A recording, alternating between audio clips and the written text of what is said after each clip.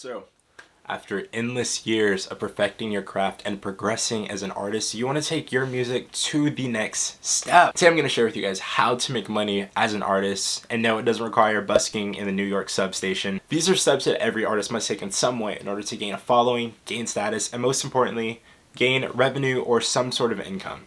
Welcome to Monfloral Garden. I'm guitarist and producer Monfloral, and today I'm going to be sharing these steps with you guys so that you can take your music to the next step in the fastest and most efficient way possible. Considering the status of the whole world right now, live gigs aren't doing well, and even if the world was normal, live gigs aren't what's going to make you your money. What you're going to want to do is you're going to have to put your music online in some sort of way and build a following with an online audience. This is going to make you as an artist grow so much more. Your growth potential is so much bigger when you do everything online. And also it's going to be a lot easier to monetize what you're doing, whether it's through stream revenue or even people just donating to you for a cause, or if you have merch. In order to make all of this possible, your first step is you're going to have to find an online music distributor. When it comes to music distributors, there's so many out there and there's a ton of them that do everything so well.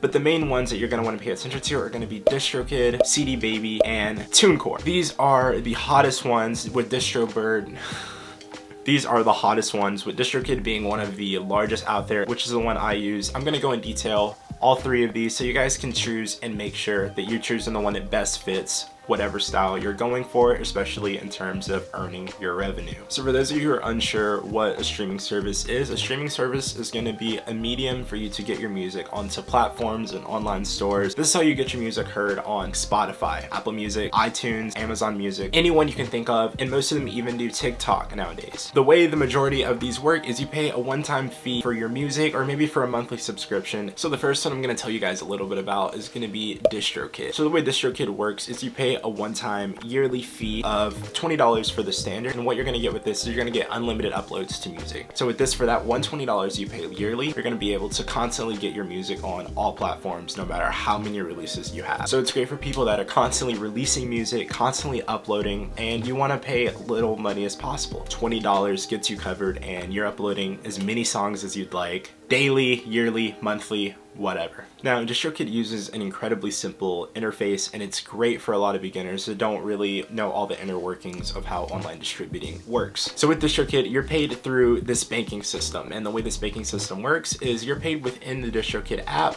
and you can withdraw your earnings through PayPal, and you're getting to keep 100% of the royalties and earnings that you're making from YouTube Music and all of your streams. With this, you also get a breakdown of where your music's being listened to and what's generating you the most amount of money. Now, the one thing that makes Distrokid a little interesting and a little iffy for most people is the fact that when you stop paying this $19.99, your music is then taken down from all music streaming services. Yes, it sucks, but you also have the option within Distrokid to pay, I believe it's $49 for a single or $50 for an album, and this is so you can keep your songs uploaded on all your platforms even when you don't renew your monthly subscription for Distrokid. Now, on the other side of things, with CD Baby, what you're doing is you're paying per release. So you're paying $9.99 for a single and $29.99 per album release, but the thing with this is there's no annual fee. As soon as you pay this amount, your music's up on all platforms and it's good to go forever, pretty much. If you're an artist who's only uploading probably a few releases a year, CD Baby may be the better option for you in the long term. But however, if you're a person that's uploading regularly and you're always making new music and you're always putting your music out there, Distrokid might be better for you because you're paying this yearly subscription of $20 to upload as much music as you'd like. Now, it should be also worth mentioning that the royalties you're going to get from CD Baby, they're going to take 9% of all your commissions, whereas Distrokid is taking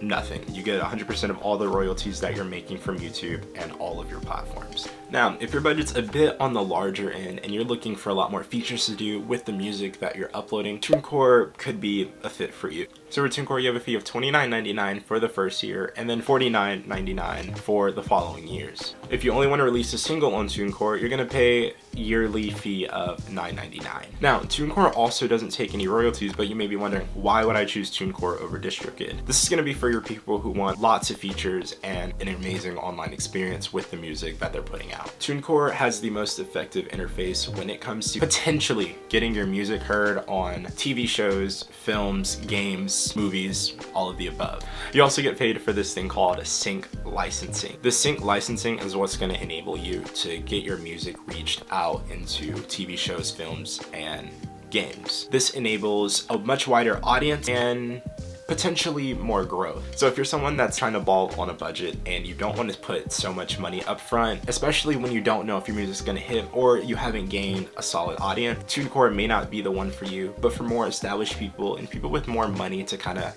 put towards their music career, might be a good fit. I'm gonna leave links in the description to Distrokid, TuneCore, and CD Baby so you guys can read all about it yourselves and so that you can make an educated decision based on your needs and all of the stuff that each one has to offer. If you've kind of made a name for yourself or you kind of have an audience to back you, Bandcamp might also be beneficial to you. Just as a little disclaimer to put it out there, Bandcamp isn't necessarily an online distributor. It's pretty much building your own site. With this, you have a platform for people to buy your music if they'd like it, as well as you can sell merch. It's essentially your online store. Bandcamp is just the roof you're under. Now, I don't really recommend getting straight into Bandcamp as it can be difficult, especially if you don't have any sort of following or any sort of history being in the music field. It's super competitive, I mean, as is everything, but with Bandcamp, you don't have anyone pushing you. You're only going to be as big as your audience and followers make you. Most people aren't typically going to go to Bandcamp, so unless you have an audience that you know is very prominent on Bandcamp, it may not be worth your best interest to go through and put a lot of time into making a Bandcamp.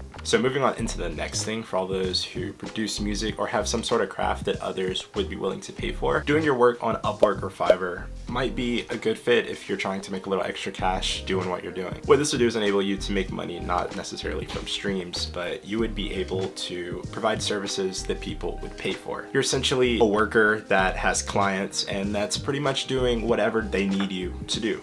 Fiverr and Upwork are pretty much opposite in terms of how they work, but they're a good way if you're trying to make money, build clients, and potentially build a bigger following. I personally use Fiverr myself and have found it immensely helpful in just doing collaborative works, as well as just making side money, playing guitar and producing, two things I love to do. So it never really seems like working when I'm doing these things, and I'm able to build up a clientele and a following through the people that I'm working with. Now, it's not the easiest thing to do because you don't just really put yourself out there and expect people to come to you. It's gonna take a little bit of marketing work. Put your name out there, make sure you're providing links to your Fiverr or your Upwork. With that, you're gonna have to market yourself, make good prices, and just be appealing to clients that may potentially want your services. Now, whether or not you're only making your streams through an online distributor or you're working online as a freelancing gig, you're gonna have to know how to brand yourself regardless of what you're doing. So you're gonna have to work on building yourself an audience and also making sure that you appeal to the masses and that you have quality work. This is gonna help with building a portfolio, gaining experience, and not jumping straight into it if you don't know exactly what you're doing. The best thing I can offer you is take time, work on whatever you're doing, perfect your craft, and make sure that you're ready for when you finally decide to enter these markets. So no matter what you're doing, be consistent, brand yourself well, and you'll definitely do well as there's tons of money to make in terms of music. But then again, there's also so many artists doing probably exactly what you're doing. It's a hard truth, but if you're consistent and you're doing what you're doing really well, you're putting out amazing content, you can make it. You can prove your parents wrong that you can make money doing what you love. All of these fall under the e-commerce market, and they're all pretty much online firms of marketing and business branding.